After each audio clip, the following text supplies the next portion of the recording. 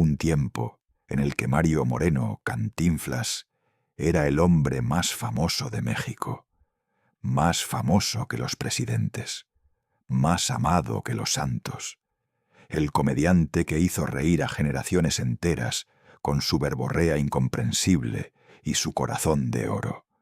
Pero lo que descubrirás al final de este video sobre los últimos años de esta leyenda cambiará por completo tu forma de ver al hombre detrás del personaje. Porque mientras el mundo lo adoraba, Cantinflas moría lentamente en una mansión gigante, rodeado de lujos, pero completamente solo, traicionado por los que más confiaba, abandonado por el hijo que nunca lo llamó padre, consumido por un cáncer que mantuvo en secreto hasta que fue demasiado tarde. Esta es la historia de los últimos años de Cantinflas. No la versión romántica del héroe nacional que se despide gloriosamente, sino la verdad cruda de un anciano enfermo, paranoico, aislado y profundamente infeliz. Un hombre que lo tuvo todo y que perdió lo único que realmente importaba, el amor de su familia. Pero antes de llegar a esa mansión vacía, donde moriría solo, necesitas entender la gloria, porque solo cuando comprendes lo grande que fue Cantinflas, puedes entender lo devastador que fue su final. Estamos en los años 40, 50 y 60. Cantinflas no es solo una estrella del cine mexicano, es un fenómeno cultural global. Charlie Chaplin lo llamó el mejor comediante vivo. Las Naciones Unidas le pidieron que fuera embajador de buena voluntad. Hollywood le ofreció contratos millonarios. Era, sin exageración, el mexicano más famoso del mundo. Su personaje era genial. El peladito con los pantalones caídos, el paliacate al cuello, y esa forma de hablar que no decía nada, pero que lo decía todo. Cantinflear se convirtió en verbo. Hablar mucho sin decir nada. Y Mario Moreno lo perfeccionó hasta convertirlo en arte. Según cuentan quienes trabajaron con él en su época dorada, Mario era perfeccionista obsesivo.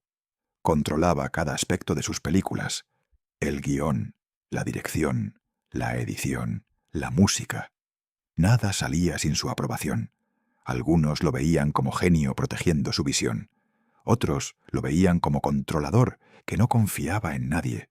Pero nadie podía negar los resultados. Película tras película era éxito masivo.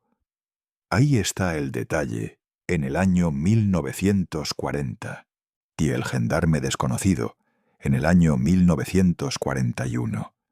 Ni sangre ni arena, en el año 1941. Cada una rompía récords de taquilla. Cada una consolidaba su posición como el rey indiscutible del cine mexicano. Y no era solo México. Sus películas se exportaban a toda Latinoamérica, a España, a partes de Europa. Cantinflas era embajador cultural de México sin título oficial. Mostraba al mundo que los mexicanos podían ser graciosos, inteligentes y profundamente humanos. Físicamente, Cantinflas era distintivo. No era guapo en el sentido tradicional. Era bajito, delgado. Tenía ese bigotito característico, pero tenía presencia. Cuando entraba en escena, no podías quitarle los ojos de encima. Era carisma puro. Su salto a Hollywood llegó en el año 1956 con La vuelta al mundo en 80 días. Interpretó a Passepartout junto a David Niven. La película ganó el Oscar a Mejor Película, y Cantinflas ganó el Globo de Oro como Mejor Actor. Un mexicano, compitiendo con las estrellas más grandes de Hollywood, y ganando. Según las versiones de quienes estuvieron en ese set, Mario era consumido por la inseguridad. No hablaba inglés perfectamente. Estaba rodeado de actores británicos y americanos con técnicas de actuación diferentes. Se sentía fuera de lugar, pero profesionalmente nunca lo mostró. En pantalla era brillante. Después de ese éxito, Hollywood le ofreció más papeles. Querían hacer de él la próxima gran estrella latina, pero Mario era cauteloso. No quería ser explotado. No quería hacer papeles estereotipados. No quería control creativo que Hollywood no estaba dispuesto a darle. Así que hizo solo una película más en Hollywood, Pepe, en el año 1960. Fue desastre comercial y crítico. Y Mario decidió que eso era suficiente. Regresó a México, a su territorio, donde tenía control absoluto. Y en México continuó reinando. Películas como El Padrecito, en el año 1964, fueron éxitos masivos. Su Excelencia, en el año 1967. Cantinflas podía llenar cines con solo su nombre en el póster. No necesitaba Hollywood. México era su reino. Pero detrás de esa sonrisa en pantalla, la vida personal de Mario Moreno era complicada. Estaba casado con Valentina Ivanova Zubarev, una mujer de origen ruso que había sido bailarina. Según todos los reportes, la amaba profundamente.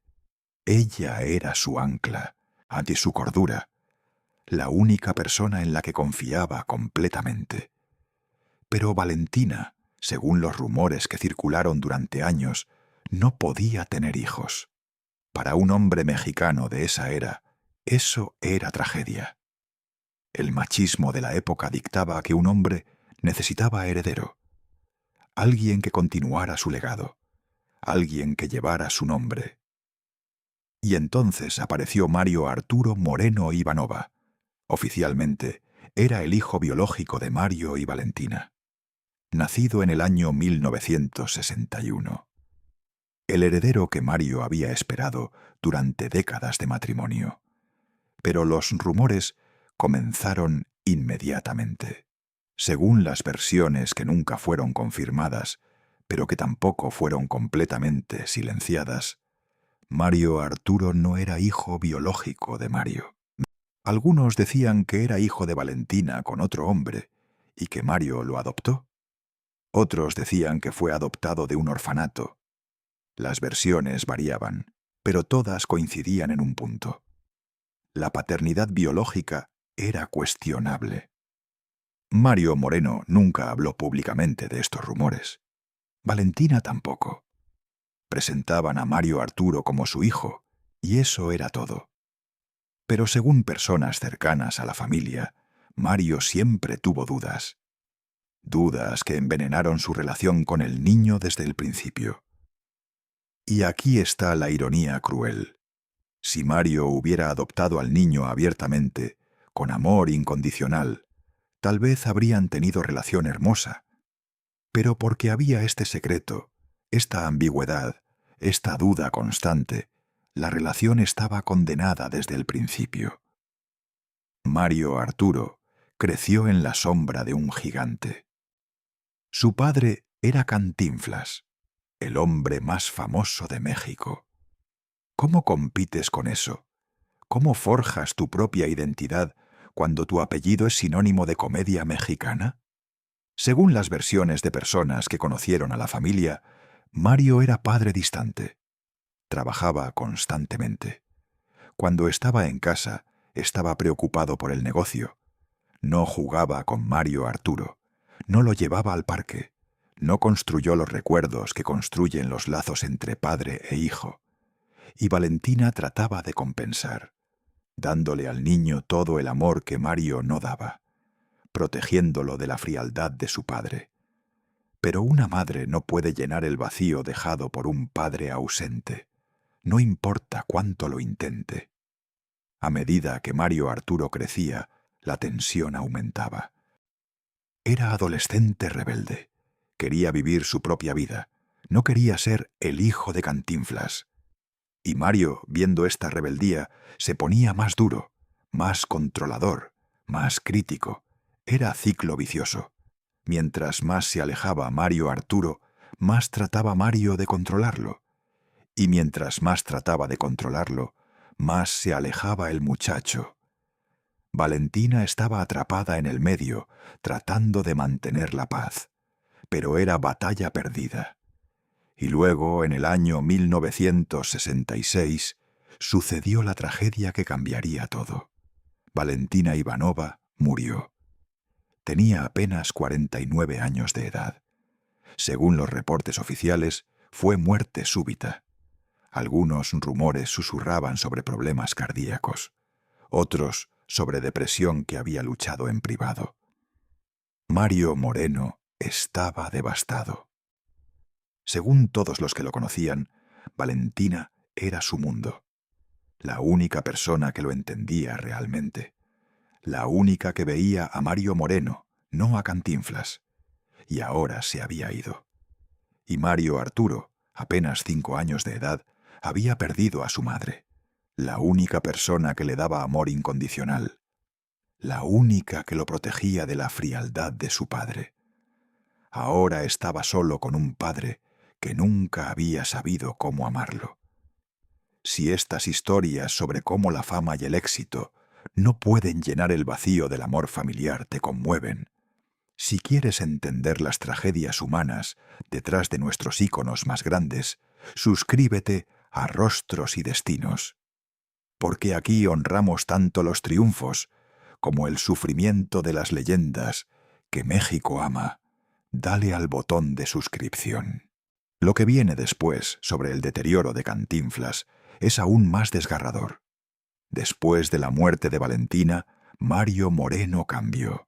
Según quienes trabajaron con él, se volvió más difícil, más desconfiado, más aislado. La única persona en la que había confiado completamente se había ido. Y ahora no confiaba en nadie.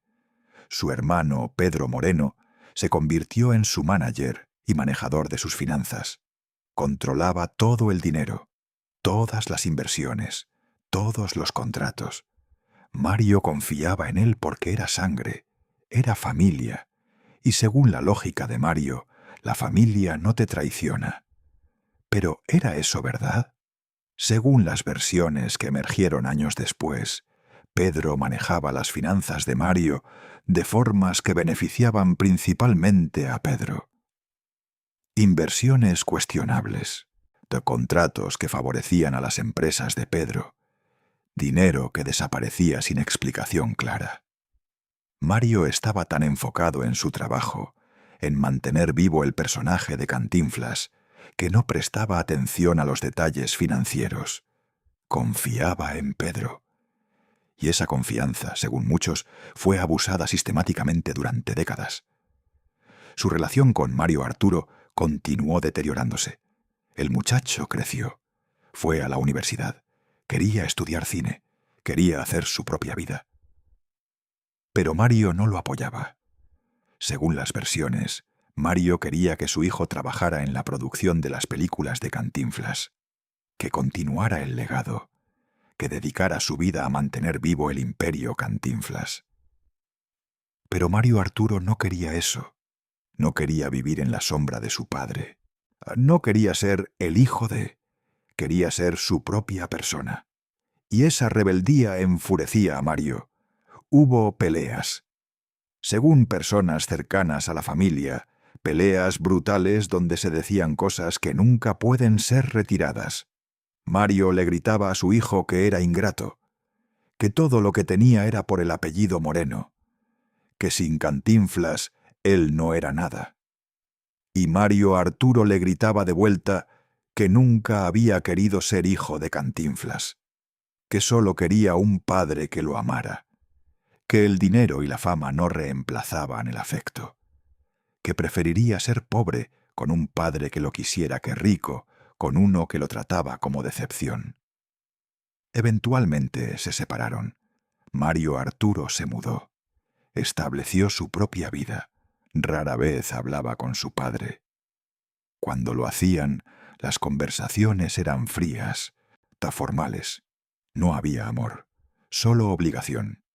Y Mario Moreno, el hombre que hacía reír a millones, estaba solo, en su enorme mansión en la Ciudad de México, rodeado de sirvientes pero sin familia real, sin amor, sin calidez, solo recuerdos de Valentina y resentimiento hacia el hijo que lo había abandonado. Sus películas también empezaban a cambiar. En los años 70 y 80, el estilo de Cantinflas empezaba a sentirse anticuado. Las nuevas generaciones querían comedia diferente, más moderna, más atrevida. Y Cantinflas, con su humor inocente y sus mensajes morales, parecía reliquia de otra era. Hizo películas como El ministro y yo en el año 1976, El patrullero 777 en el año 1978. Todavía tenían algo de éxito basado en su nombre, pero ya no llenaban los cines como antes. Los jóvenes no entendían el humor. Los adultos que lo habían amado estaban envejeciendo. Y Mario lo sentía.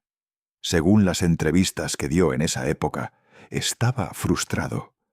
Sentía que México lo estaba olvidando, que la nueva generación no apreciaba lo que él había hecho por el cine mexicano, que estaba siendo dejado atrás.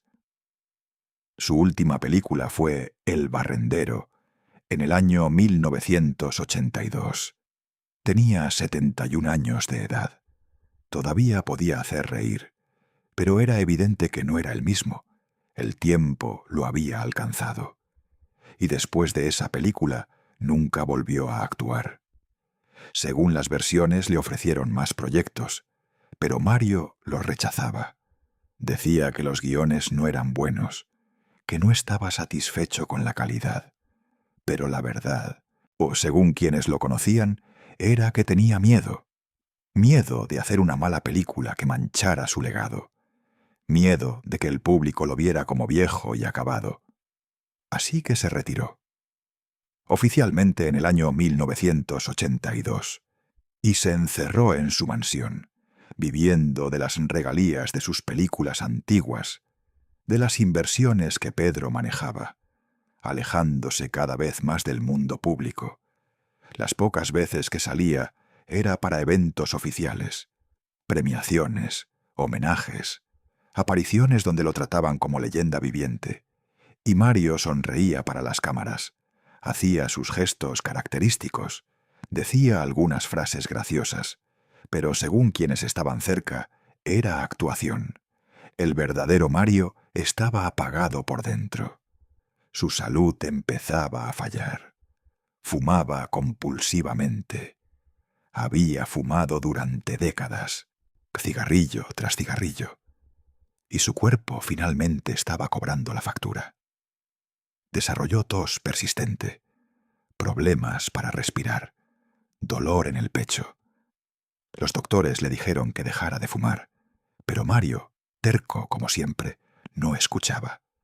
Decía que fumar era uno de sus pocos placeres que le quedaban, que si iba a morir, al menos lo haría haciendo lo que quería. Y entonces vino el diagnóstico que cambiaría todo. Cáncer de pulmón.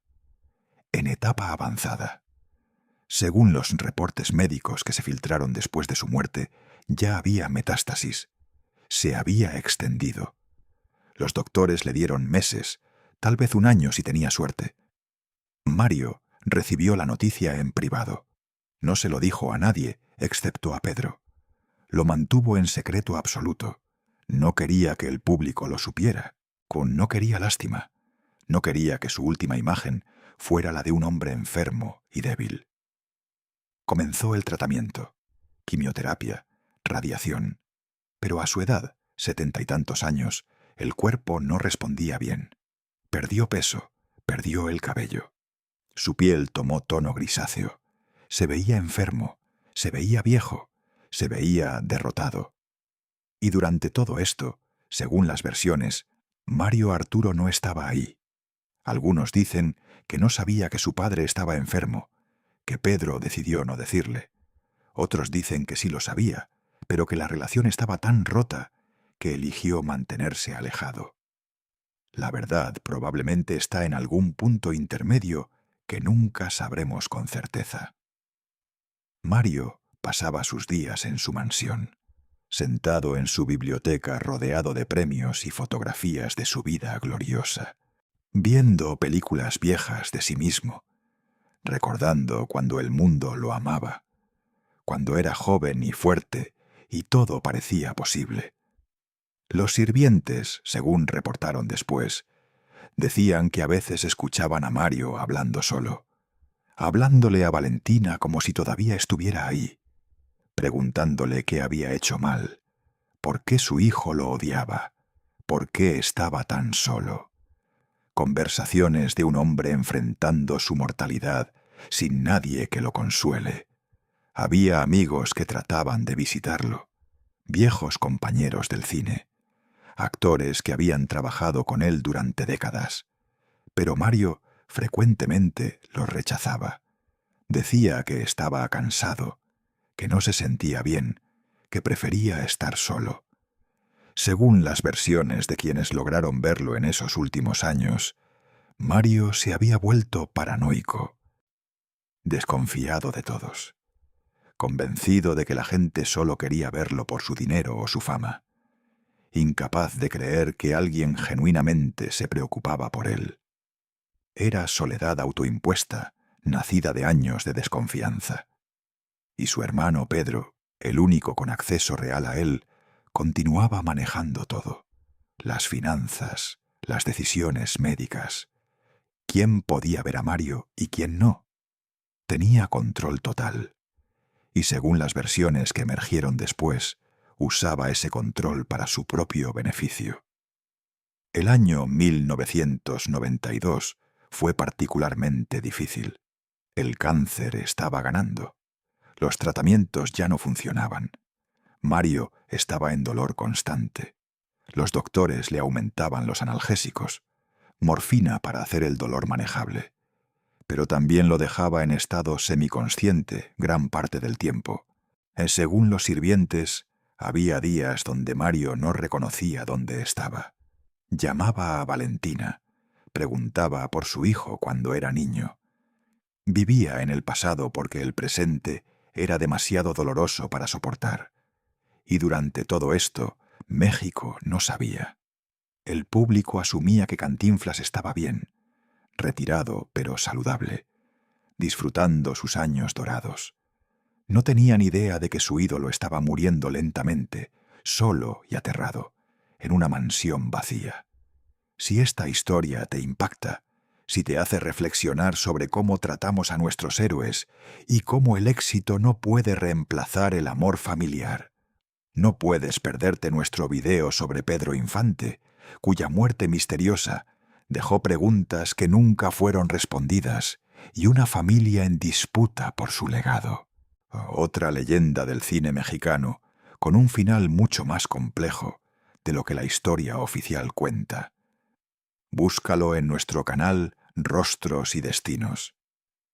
El 20 de abril del año 1993, Mario Moreno Cantinflas murió en su mansión de la Ciudad de México. Tenía 81 años de edad. La causa oficial fue cáncer de pulmón, pero la verdad más profunda era que murió de soledad, de un corazón roto, de una vida que, a pesar de toda su gloria, terminó vacía. Según el reporte oficial, estaba rodeado de su familia cuando murió, pero las versiones no oficiales cuentan historia diferente: que estaba con los sirvientes y con Pedro, que Mario Arturo llegó después, que los últimos momentos de Mario fueron sin la única persona cuyo amor realmente quería: su hijo. La noticia de su muerte paralizó a México. Los canales de televisión interrumpieron su programación regular. Las estaciones de radio tocaban sus películas en audio. La gente lloraba en las calles. Cantinflas había muerto. México había perdido a su hijo más amado. El funeral fue evento masivo. Miles de personas se alinearon para ver el cortejo fúnebre. Querían presentar sus respetos al hombre que los había hecho reír durante 50 años, que había representado lo mejor del espíritu mexicano, que había llevado el nombre de México al mundo. Pero lo que vino después del funeral fue escándalo que manchó el legado de Cantinflas de formas que nadie había anticipado. La batalla por la herencia, Una batalla fea, pública, que revelaría los secretos familiares que Mario había guardado durante toda su vida. O Mario Arturo Moreno Ivanova demandó. Demandó a su tío Pedro. Demandó a la empresa Cantinflas. Demandó por su herencia como hijo de Mario Moreno. Y Pedro, junto con otros miembros de la familia, contraatacaron con la acusación más devastadora posible. Dijeron que Mario Arturo no era hijo biológico de Mario Moreno, que había sido adoptado, que no tenía derecho a la herencia, que todo debía ir a la familia Moreno, no a él. Fue revelación pública de un secreto que Mario había llevado a la tumba. Mario Arturo se vio forzado a defender públicamente su paternidad. Presentó su acta de nacimiento, que listaba a Mario Moreno y a Valentina Ivanova como sus padres. Pero la familia Moreno insistía en que el acta era fraudulenta, que todo era mentira, que él no era realmente un Moreno. La batalla legal duró años. Fue fea, fue pública. Cada revelación era reportada en los periódicos. Los trapos sucios de la familia más famosa de México, siendo aireados para que todo el mundo los viera. Era espectáculo grotesco que ninguno de los involucrados realmente quería, pero que ninguno podía detener. Según los reportes del proceso legal, emergieron detalles perturbadores sobre el manejo financiero de Pedro. Inversiones cuestionables, dinero que había desaparecido, contratos que beneficiaban desproporcionadamente a Pedro y sus empresas, evidencia de que tal vez Mario había sido explotado financieramente por su propio hermano durante años. Pero Pedro, ya anciano para entonces, insistía en que todo lo había hecho era por el bien de Mario, que había dedicado su vida a proteger el legado de Cantinflas, que Mario Arturo solo quería el dinero, que no había sido verdadero hijo para Mario en vida y ahora quería beneficiarse de su muerte. ¿Quién tenía la razón? Como en tantas batallas familiares, probablemente ambos lados tenían algo de verdad y algo de justificación propia. Pedro probablemente sí había abusado de su posición, pero también es verdad que había dedicado décadas a manejar los asuntos de Mario, y Mario Arturo probablemente sí tenía derecho a la herencia, pero también es verdad que su relación con Mario había sido terrible. Eventualmente, después de años de litigio, se llegó a acuerdo. Los detalles exactos fueron mantenidos privados.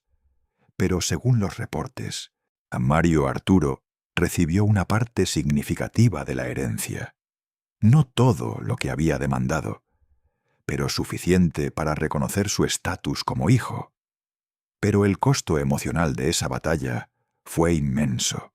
El legado de Cantinflas, que debía ser celebración pura, estaba ahora manchado por esta pelea fea. La imagen del héroe nacional que amaba a México estaba complicada por la revelación de que no podía amar a su propio hijo. Y Mario Arturo, quien finalmente había ganado reconocimiento legal como hijo de Mario Moreno, había perdido algo más importante: la oportunidad de reconciliarse con su padre antes de que muriera, la oportunidad de decirle que lo amaba a pesar de todo, la oportunidad de escuchar que su padre lo amaba de vuelta. Esas oportunidades se habían ido para siempre. Los años han pasado desde la muerte de Cantinflas en el año 1993, más de 30 años, y su legado artístico permanece intacto. Sus películas todavía se ven. Las nuevas generaciones las descubren y se ríen con sus payasadas. El personaje de Cantinflas es eterno. Pero el hombre Mario Moreno es recordado de forma más complicada, como genio artístico pero padre terrible, como héroe nacional pero humano profundamente imperfecto, como hombre que hizo reír a millones pero que lloró solo. Su mansión, donde pasó sus últimos años aislado y enfermo, Eventualmente fue vendida. Según los reportes, Mario Arturo no quería quedarse con ella. Había demasiados recuerdos dolorosos, demasiadas habitaciones vacías que resonaban con ausencia y resentimiento. O era mejor venderla y dejar ese capítulo cerrado. El imperio financiero de Cantinflas, manejado durante tanto tiempo por Pedro, eventualmente se disolvió. Las inversiones fueron liquidadas, las empresas fueron vendidas. Lo que quedó fue dividido entre los herederos, según el acuerdo legal. El imperio que Mario había construido durante 50 años de trabajo desapareció en años después de su muerte. Pero las películas permanecen, y en esas películas podemos ver al verdadero genio de Mario Moreno. No el hombre complicado y difícil que era en privado, sino el artista brillante que entendía la comedia humana mejor que casi cualquier persona de su generación. Su personaje del peladito, que siempre salía adelante a pesar de todas las adversidades, resonaba porque era genuino. Mario entendía la lucha del mexicano común, porque él mismo había venido de ahí. Había nacido pobre en el barrio de Santa María la Redonda. Había luchado por cada oportunidad.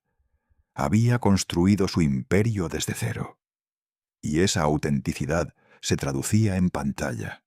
Cuando Cantinflas hablaba de las injusticias sociales, no era actuación. Era Mario Moreno canalizando sus propias experiencias y frustraciones. Cuando Cantinflas defendía al débil contra el poderoso, era reflejo de los valores que Mario genuinamente tenía. Pero esos mismos valores que aplicaba al mundo en general, no supo aplicarlos a su propia familia. Era paradoja cruel. Podía amar a México entero, pero no podía amar a su hijo individual. Podía defender a los desvalidos en sus películas, pero no podía abrazar al niño que dormía en la habitación de al lado. ¿Por qué? Tal vez porque Mario nunca resolvió sus propias dudas sobre la paternidad de Mario Arturo. Tal vez porque proyectaba en el niño sus propios sentimientos de inadecuación. Tal vez porque era producto de su generación, donde los hombres no sabían cómo mostrar afecto. O tal vez simplemente era hombre emocionalmente limitado, que no podía dar lo que nunca había aprendido a recibir. Mario Arturo Moreno. Ivanova continuó su vida después de la batalla legal. Según los reportes ocasionales, vive relativamente privado. No busca los reflectores. No capitaliza en el nombre Cantinflas. Ha construido su propia vida lejos de la sombra de su padre, que es, irónicamente, exactamente lo que siempre quiso. En entrevistas raras, a Mario Arturo habla de su padre con mezcla de respeto y dolor. Reconoce el genio artístico, aprecia el legado cultural, pero no puede fingir que tuvieron relación cercana. No puede inventar amor que nunca estuvo ahí. Es honesto sobre el dolor, y esa honestidad es más valiosa que cualquier mentira piadosa. Y tal vez esa es la lección final de la vida de Cantinflas, que puedes ser el hombre más grande del mundo y aún así fallar en lo más básico, que puedes hacer reír a millones y aún así no encontrar felicidad, que puedes ganar todos los premios y todo el dinero y toda la fama, y aún así morir solo. Cantinflas murió sin hacer las paces con su hijo, sin decirle que lo amaba, sin escuchar que su hijo lo amaba de vuelta. Se murió llevándose esos secretos y esos arrepentimientos a la tumba, y ninguna cantidad de gloria profesional puede compensar ese fracaso personal. Entonces, ¿cuál es el legado final de Mario Moreno Cantinflas? Es complicado, es contradictorio, es brillante y trágico simultáneamente. Es la historia del mejor comediante que México ha producido, de un artista que llevó el humor mexicano al mundo, de un hombre que hizo del acto de no decir nada un arte que decía todo. de un actor que ganaba el Globo de Oro compitiendo con las más grandes estrellas de Hollywood. Pero también es la historia de un hombre que murió solo, en una mansión vacía, enfermo de cáncer, traicionado por su hermano, abandonado por su hijo, o más precisamente, que había abandonado a su hijo primero y ahora sufría las consecuencias. Es la historia de cómo la desconfianza y el control pueden envenenar las relaciones, de cómo los secretos familiares crecen como cánceres hasta consumir todo, de cómo el orgullo masculino puede impedir que un padre diga las palabras simples «te amo» a su hijo. Y es advertencia sobre el precio de la fama, sobre la importancia de la familia, sobre cómo al final de la vida no son los premios o el dinero o los aplausos lo que importa, es el amor, las conexiones humanas reales, las personas que están a tu lado cuando las cámaras se apagan. Mario Moreno no tuvo eso al final. Tuvo los premios, tuvo el dinero, aunque su hermano manejaba cuestionablemente. Tuvo los recuerdos de los aplausos. Pero no tuvo a nadie sosteniendo su mano cuando dio su último respiro. No tuvo a su hijo diciéndole adiós. No tuvo el amor que había rechazado durante toda la vida de ese niño. Esa es la verdad de los últimos años de Cantinflas, no la versión romántica de la leyenda que se despide gloriosamente, sino la realidad cruda de un anciano asustado, enfermo, solo y lleno de arrepentimientos que ya no podía corregir. Las películas permanecen, el personaje es eterno. Cantinflas seguirá haciendo reír a las generaciones futuras, seguirá siendo símbolo de la comedia mexicana, seguirá siendo estudiado como uno de los grandes del cine. Pero Mario Moreno, el hombre, murió de la forma más triste posible, solo, sin reconciliación, sin paz, y con el peso de una vida de decisiones equivocadas en las relaciones que más importaban. Y tal vez, si nos permitimos ver esa verdad completa, podemos aprender algo sobre la importancia de perdonar, de decir «te amo» antes de que sea demasiado tarde, de construir puentes en lugar de quemar, de ser tan buenos con nuestras familias como tratamos de ser con el mundo. Cantinflas hizo reír al mundo, pero Mario Moreno lloró en privado y murió solo, rodeado de lujos pero sin amor, con fama pero sin familia, con legado pero sin heredero que realmente quisiera continuarlo. Esa es la tragedia final, no que murió. Todos morimos, sino cómo murió y qué dejó sin resolver. ¿Y quién no estuvo ahí para decirle adiós? Descanse en paz, Cantinflas. Mario Moreno, o el hombre que hizo reír a México, pero que nunca aprendió a reír él mismo, no realmente, no donde importaba,